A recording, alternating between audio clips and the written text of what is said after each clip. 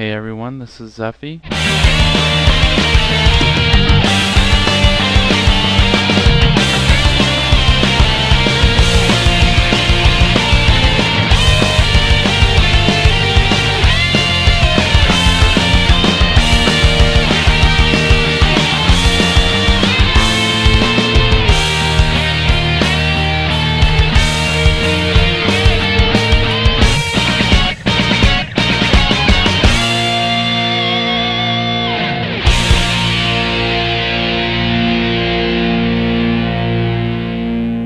What's up guys, it's Zeffy. You know the drill. Week 27 for another Kingdom Hearts card review here. This week I'm going to be talking about another new card again from Light and Darkness. It's going to be basically Winnie the Pooh, who is a level 1 friend, +0 support value, no magic value, and its effect reads the attack value of each player card is reduced to 0. It's an interesting card. I don't know how much it's really going to impact the game yet, but I definitely can see it being placed in some builds, into particular, probably people that will run like the anti meta game or the anti-aggro control, people that would rather run stuff like Fairy Harp and Winnie the Pooh, level 0 and level 1, to counteract like Soul Eater and the whole Riku control aspect.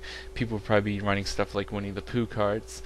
Versus World Rush, you don't really need as much if you're challenging, because they're usually their player cards weaker than yours, and they're not going to throw their friend cards in the challenge, so it doesn't matter, and they're trying to deal with Heartless primarily, so it's not going to be as much of a need then. If this game had a side deck, again, this is probably something which would kind of fall in line for a great side deck card, just to throw at your opponent and kind of take them by surprise.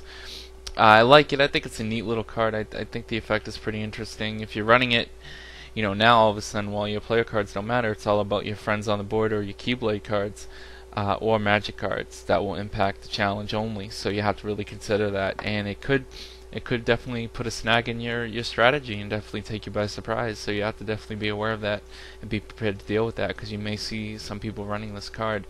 It may not be the top tier card or in the top tier deck, but it'll be at least secondary tier, right under that. So you may see a few, various deck builds played, and certain meta games, depending on your local meta, depending on how people play and how people perceive the game there, and what they're challenged with and what they have to deal with. Winnie the Pooh may be very present, and you may see 3 a deck all the time. I mean, it really depends on your metagame too.